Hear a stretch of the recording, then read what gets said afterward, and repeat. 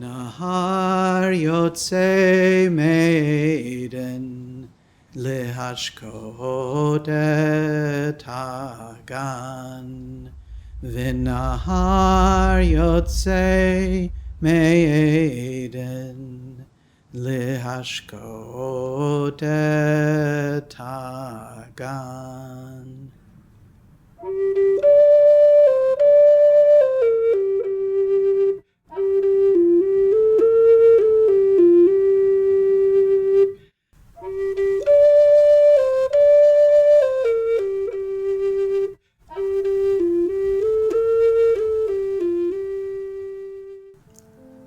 We have in Judaism a long history of viewing our connection to the land as sacred.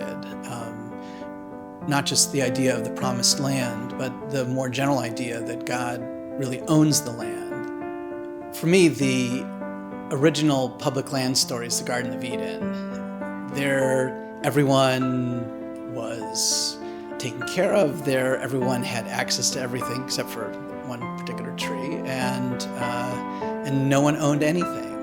For me, modern public lands are all echoes of that Eden experience. They're all little Edens that we get a chance to spend time in. That was my best experience growing up, was going on a national parks tour with my folks, going camping across the country.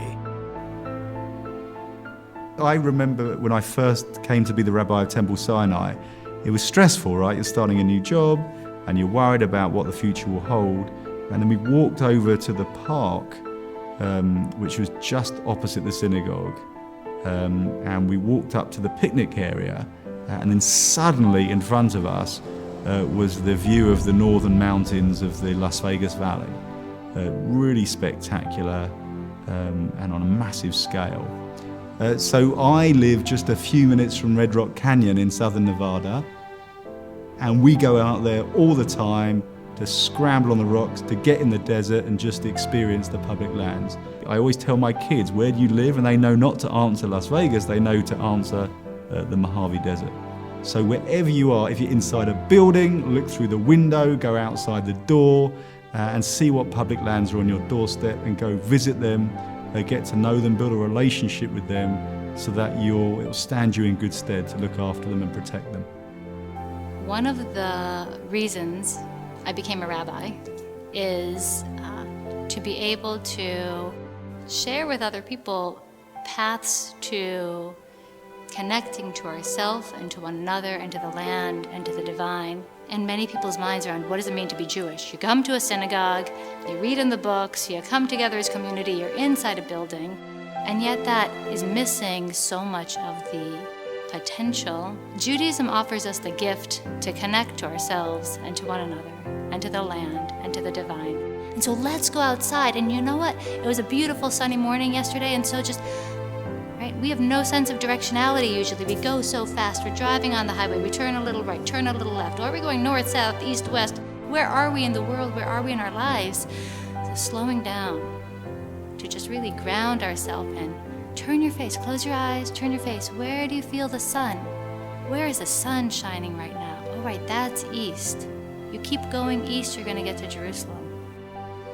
So I got my start as a Jewish environmentalist in my early 20s as a camp person taking kids out into nature.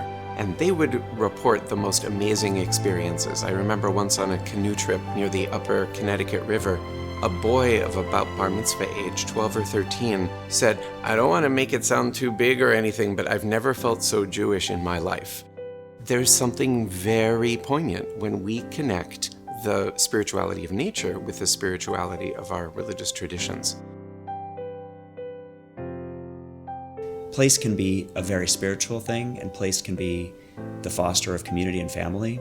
That's why it's so important that our government, that our nation, is protecting land for the public trust. The entire world and all of creation belongs to God. We're just tenants. But it specifically notes that even the places where humanity has kind of put down tent pegs and set up communities and societies, the land is still, and even us, still belong to God.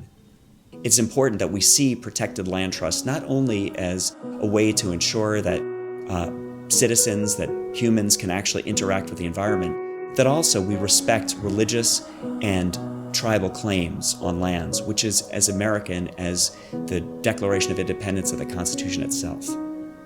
As we think about all the challenges, all the issues politically, socially that plague us on a daily basis, our responsibility to protect our earth, to make sure that we're raising up young people with whom we want to share the earth, to utilize, to treasure, to protect for future generations. Our call to action is to make sure that the earth is a place that continues to renew daily. Our call to action is to make sure that we do what we can in our own lives, in our own realms, to protect the earth, to get out and be nourished by the natural world and by the land, and make sure that we speak to those in positions of leadership and power to make sure they're doing everything they can every single day to protect the land on which we live. The really important thing for me always has been the understanding that if you destroy what we have now, then there's no one going to be coming after us. That certainly comes through in Jewish teaching. So it's about right here, right now, and protecting the glorious lands that we have. You cannot just pass the responsibility on to someone else. That's a really clear theme that comes through. Now I'm a parent of a teen and a preteen, and as often as possible, I enjoy getting out to those same sacred lands with my own children and seeing those oohs and ahs, even when they have to be dragged initially. There is something incredibly powerful about reconnecting. It's very hard to do with scattered private lands.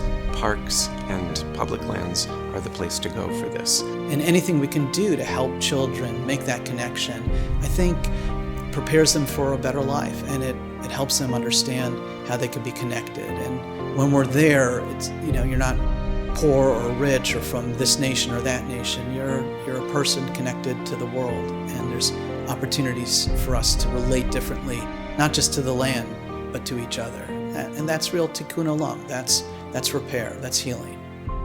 Eloheinu ve'Elohei avotenu ve'imotenu. God, who is the God who appeared to us through our mothers and through our fathers. You are more important, the God that will be the God to our children and their children. You are Boreh et Ha'olam, the one who called the universe into being. Guide us and inspire us to be Shomrei Adamah, the keepers of this earth. Love the earth, love the sky, heat of fire, sound of water. I can feel it in my body, in my spirit, in my soul. Adamah v'shamayim, chom ha'esh, tzlil ha'mayim. Ani margish zo begufi, beruchi v'nishmati.